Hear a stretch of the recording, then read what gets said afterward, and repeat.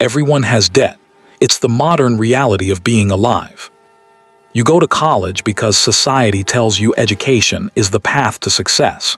You take out loans because it's the only way to afford tuition. You graduate believing you've invested in yourself. And then you spend the next 20 years paying for that investment. Sofia Martinez was no different. She graduated from Georgetown University with a degree in business economics and a debt of $237,000. That's not an exaggeration. That's the exact number she thought about every single morning when she woke up.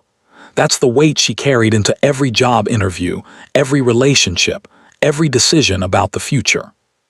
The loans were from multiple sources: federal loans, private loans, parent plus loans her parents had taken out and then defaulted on, leaving the burden on her.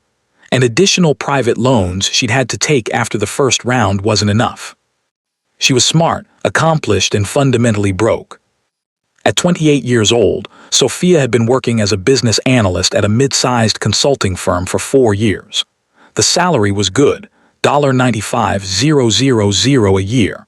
But after taxes, student loan payments, $1,400 a month, rent in Washington, D.C., $1,800 a month, and basic living expenses, she had about $200 left over each month. She wasn't poor, but she wasn't building a life. She was just maintaining, existing in a holding pattern while her debt slowly, incrementally, maybe eventually got paid off. And then everything changed. One Tuesday morning, Sofia received an email that made no sense. The subject line said, "Your student loans have been paid in full, no action required." She thought it was a scam. She checked her email address again. It was definitely sent to her. She clicked the link carefully, half expecting a virus. Instead, she found herself on her loan servicer's website, and her account showed a balance of $0. All $237,000 had been paid off overnight. There were no details about who paid it. There was just a transaction code and a message: payment made anonymously, all remaining balance fulfilled. Sofia sat at her desk staring at the screen for 10 minutes. Then she called her loan servicer directly. "Ma'am, the funds were transferred from an offshore account this morning," the representative said. "The payer requested anonymity. Unfortunately, I can't provide more information than that." "But who would do this?" Sofia asked, her voice shaking. "I'm not sure, ma'am. Do you have any wealthy relatives, or perhaps someone you helped who might be repaying you?" Sofia hung up the phone and tried to think. Who would pay off a stranger's student loans? Nobody. That didn't happen. That wasn't real. And yet it was. For the next 3 days, Sofia tried to figure out who had done this. She looked through her emails, her texts, her social media messages. Was there anyone who might do something like this? Anyone who had the means and the motive? No one. She told her parents, who were equally confused. She told her best friend Catalina, who said, "Oh my God, you have a sugar daddy and don't even know it." Sofia didn't laugh. She was unsettled. Someone out there knew her name, knew her financial situation, and had decided to pay off a $250,000 debt without her permission. That wasn't generous, that was controlling, that was obsessive. She tried to move forward with her life, but the unknown gnawed at her. Every time her phone buzzed, she wondered if it was the mysterious benefactor. Every time she got an email, she checked the sender's name carefully. Every time she walked down the street, she wondered if someone was watching her. A week passed, then 2 weeks. No contact, no explanation. Sofia went back to her normal life. She threw herself into work. She had lunch with Catalina. She went to her yoga classes.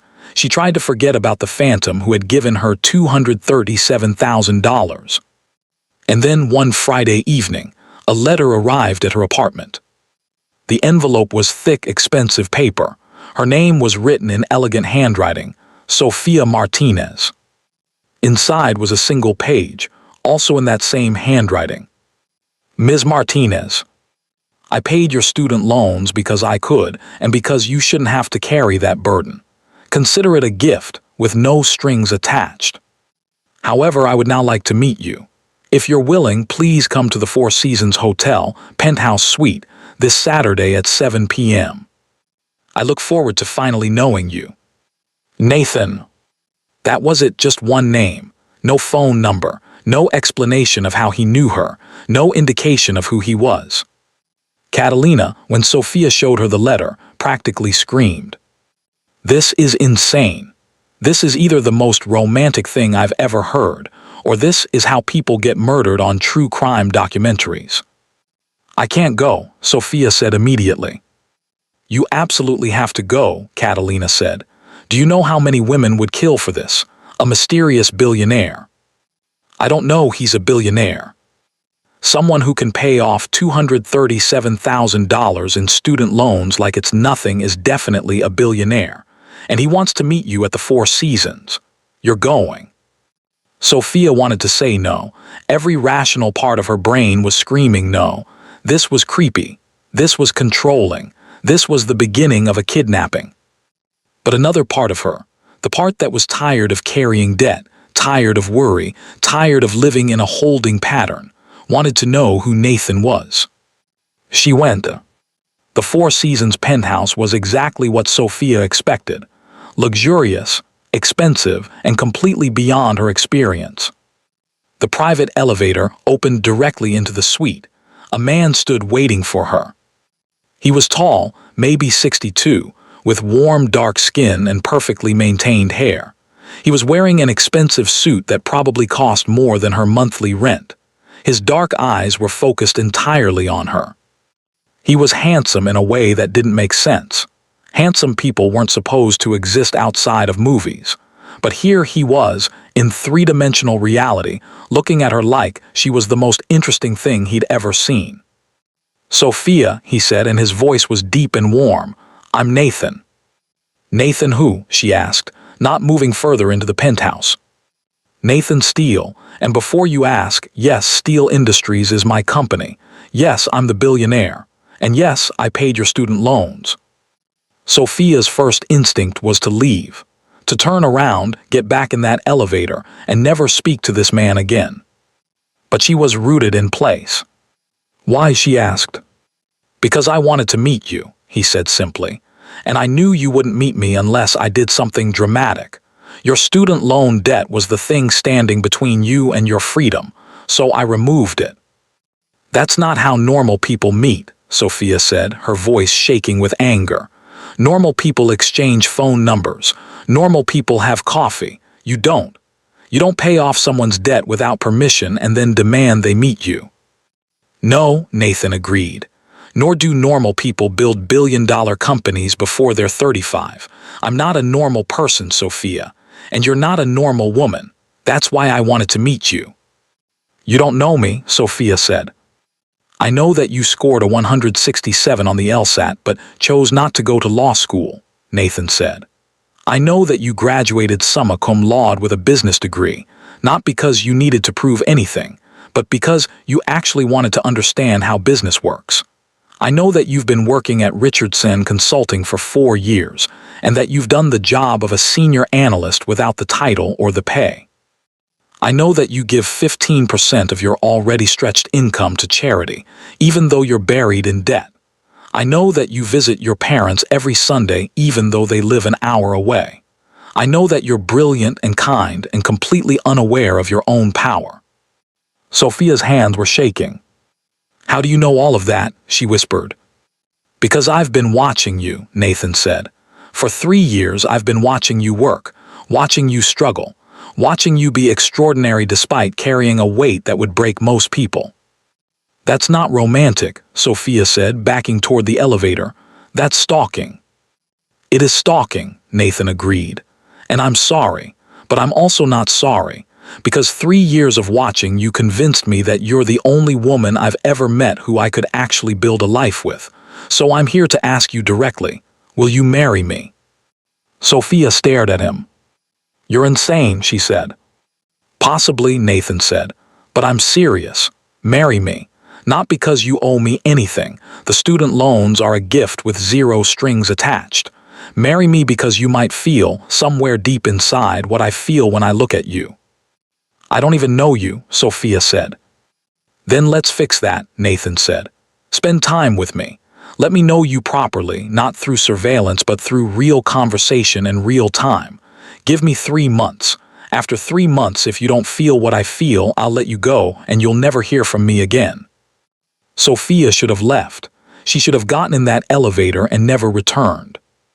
Instead, she heard herself say, I need time to think. I'll call you tomorrow, Nathan said. And Sophia, I'm not going to stop. I've spent 3 years waiting for you. Now that I finally have your attention, I'm not letting you go. That night, Sophia couldn't sleep. She lay in bed thinking about what Nathan had said. She thought about the fact that he'd paid off her student loans. She thought about the fact that he'd been watching her. She thought about the fact that she'd felt something when she looked at him. A pull, a recognition, a sense that meeting him was somehow inevitable. It was crazy. But so was her life. Who was she to judge crazy when she was living a life of quiet desperation, crushed under the weight of debt? Nathan called the next morning.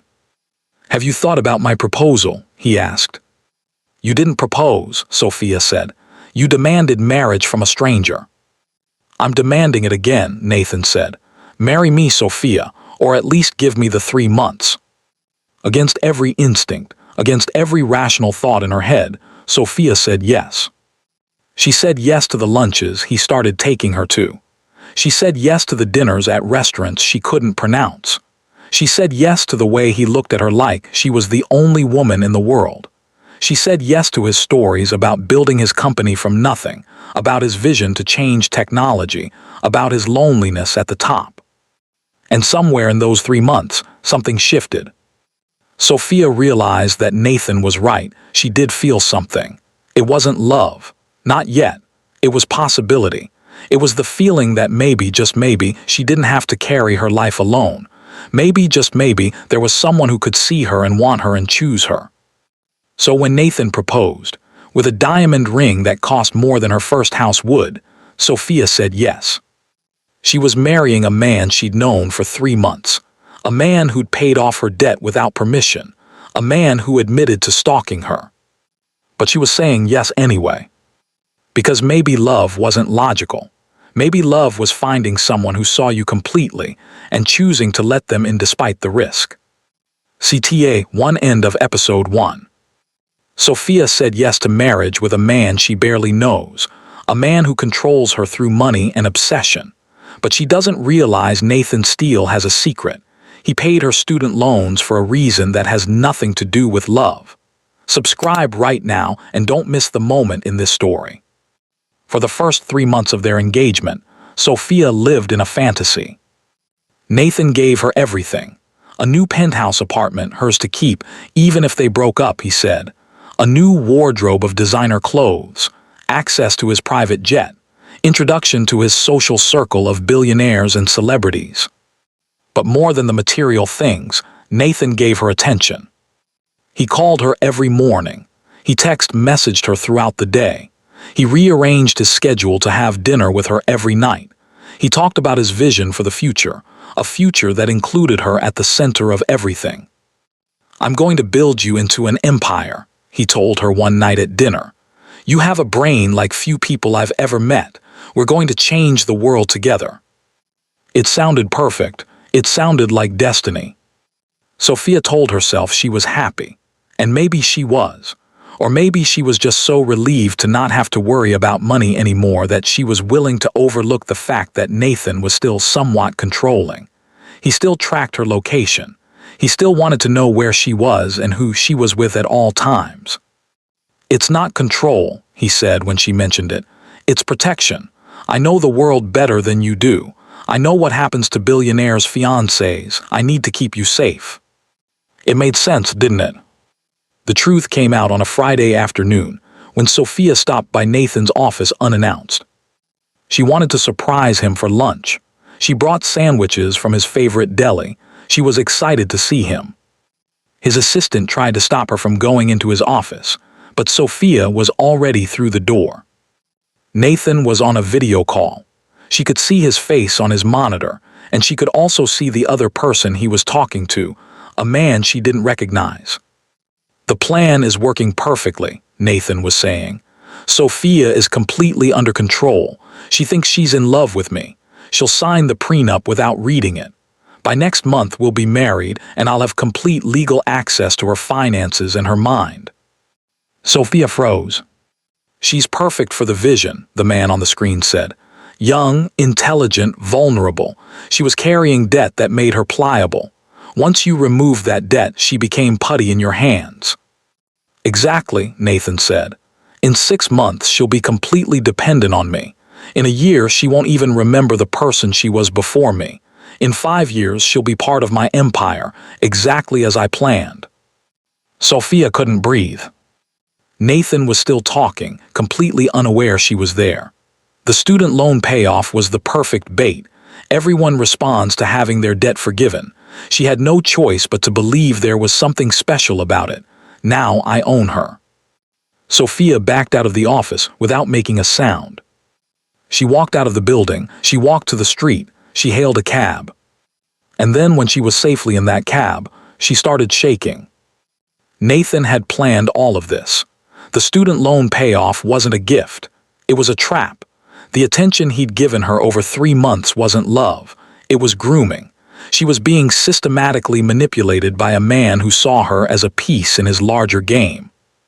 She had been so desperate to escape her debt and her lonely life that she'd walked straight into captivity. She couldn't tell Nathan she knew. He was too smart, too powerful. If he knew she'd discovered his plan, he'd find a way to neutralize her. She'd seen how people handled business problems. He'd handle her the same way, systematically, thoroughly, without remorse. So Sophia pretended. She went home to the apartment he'd given her, and she pretended to be confused about what she'd heard. She called him an hour later and said she wasn't feeling well, that she must have imagined the overheard conversation. Nathan believed her, or pretended to believe her. Either way, he continued as if nothing had happened. That night, Sophia did something illegal. She broke into Nathan's office. She still had the key card he'd given her, and stole copies of his financial records, his business plans, and the prenup he'd mentioned to his colleague. The prenup was everything she feared. If they married and then divorced, Nathan would get everything.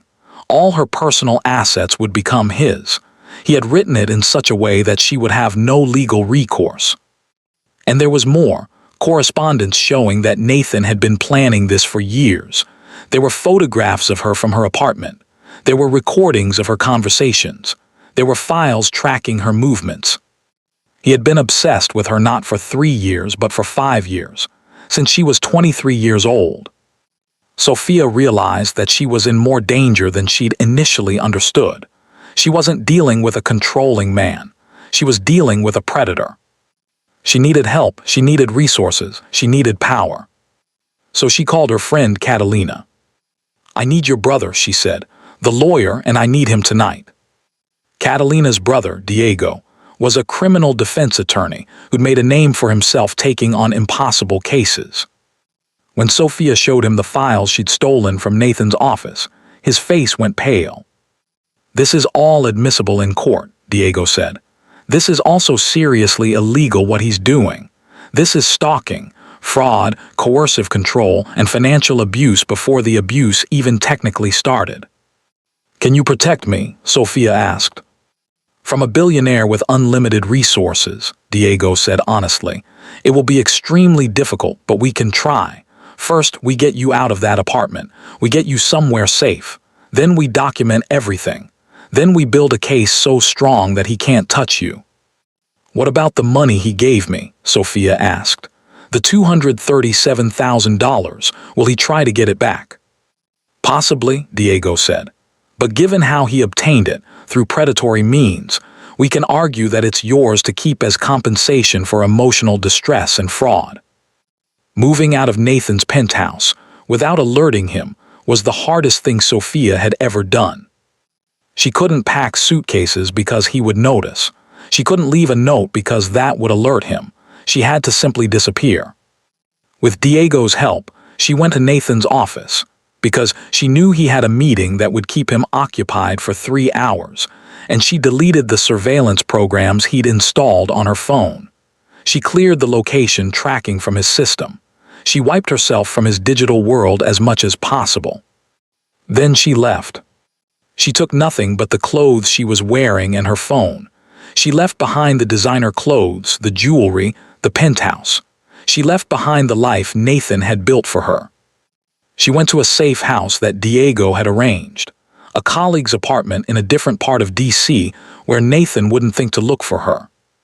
And then she waited for Nathan's reaction. It came in the form of a phone call, then a text, then flowers at her workplace, then a check for $5 million mailed to her parents' house with a note saying, "Come back to me and I'll give you this and more." Then the calls came from Nathan's lawyers. "My client wants to settle this amicably," they said.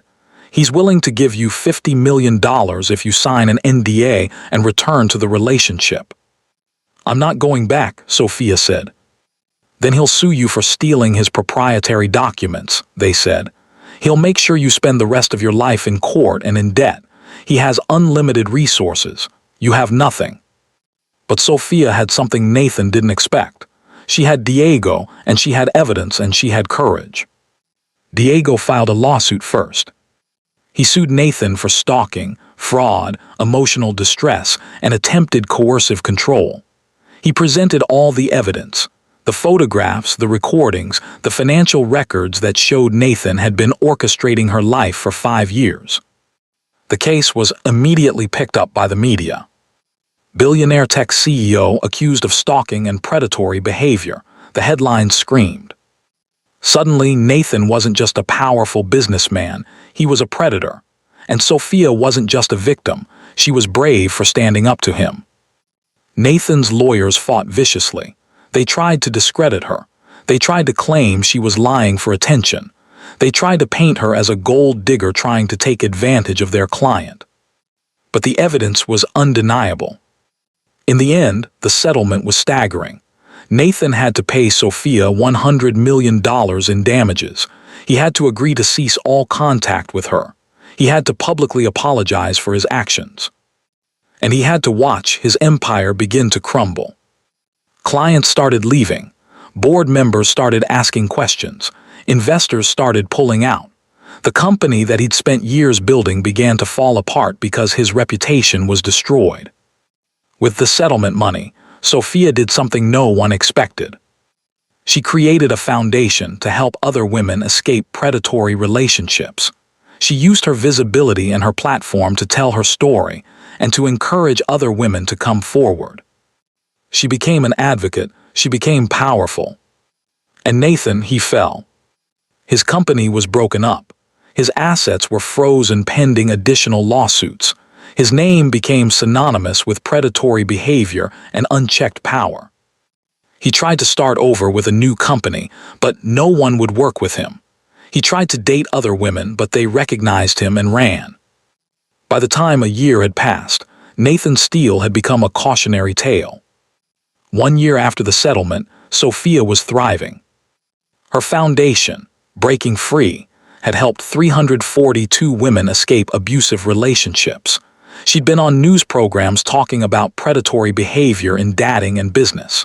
She'd written an article for the New York Times about the mechanisms of manipulation that had gone viral. She was recognized on the street. She was invited to speak at colleges. Young women approached her to say that her story had saved their lives. But the best part was simple: she was at peace. She had a small apartment that she decorated herself. She had a job at a nonprofit that gave her meaning. She had friends who loved her for who she was, not what they could get from her. She had security not from a billionaire's protection, but from her own knowledge and strength. It was quiet, it was humble, it was everything she'd ever wanted. And then Marcus Steele entered her life. Sophia was speaking at Georgetown University, giving a talk to business students about predatory behavior in corporate environments. She was midway through her presentation when she noticed him in the back of the room. He was unmistakably related to Nathan. He had the same dark skin, the same sharp features, the same commanding presence. But he was different, older, maybe 45, more refined, more controlled. When the presentation ended, he waited until the room had emptied. Then he approached her. "Ms. Martinez," he said, extending his hand. "I'm Marcus Steele, Nathan's brother." Sophia's first instinct was to run, but she forced herself to stay calm. "I don't have anything to say to you," she said, not taking his hand. "I suspected you might say that," Marcus said, dropping his hand. "But I ask that you give me 5 minutes, that's all. 5 minutes to say something I've needed to say for a year." Against her better judgment, Sophia listened. "I want you to know," Marcus said slowly, "that Nathan does not represent me or my family. His behavior was abhorrent. His obsession with you was pathological, and I am deeply sorry for what he put you through." Sophia said nothing. "I've spent the last year trying to understand how my brother became so broken," Marcus continued. "How he lost sight of the humanity in other people. And I want you to know that I've removed him from all positions of power within my companies. I'm ensuring that his victims are compensated, and I'm dedicated to making sure this never happens again." "Why are you telling me this?" Sophia asked warily. "Because I want to help you," Marcus said. "Your foundation is doing important work, but it's underfunded. You could help so many more women if you had resources. I want to donate $50 million to Breaking Free." Sophia stared at him. "I don't want your money," she said. "I know," Marcus said. "That's why I think you should take it. Not because it comes from me or because you owe me anything, but because those 342 women have already been helped, and imagine how many more women could be helped with proper funding." Sophia didn't say yes immediately. She spent weeks investigating Marcus. She had Diego look into him. She talked to people who knew him. What she found was surprising. Marcus Steele was nothing like his brother. Where Nathan had made his money through manipulation and fraud, Marcus had built his empire through innovation and genuine business acumen. Where Nathan was obsessed with control, Marcus was known for empowering his employees. Most surprisingly, Marcus had quietly donated over $1 billion to various charitable causes over the past decade. He'd simply never publicized it. "He's different from Nathan," Diego confirmed after his investigation. "Completely different. His money is clean. His reputation is solid. His offer seems genuine." "But why would he want to help me?" Sophia asked. "Guilt, maybe," Diego said. "Responsibility for his brother's actions. Or maybe he just sees something in your work that he believes in." Sophia decided to meet with Marcus again. This time she agreed to a meeting at a coffee shop, neutral territory, very public, to discuss the donation. "I want to be clear about something," Sophia said when they sat down. "I don't want this donation to come with any expectations. No strings attached, not to your company, not to you personally. You give the money to the foundation and then we're done.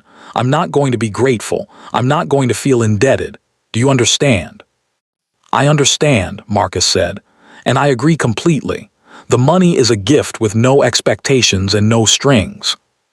"Then why would you do it?" Sophia asked. Marcus paused for a long time before answering. "Because the truth is," he said carefully, "I didn't know my brother was a predator until you exposed him. And that failure, my failure to see what he was doing, has haunted me. This donation is my way of trying to make sure that my family's sins don't result in more victims. It's not about redemption. Redemption isn't possible here. It's about responsibility." Sophia believed him. Over the next 6 months, Marcus became a supporter of Breaking Free. He didn't participate in the day-to-day work.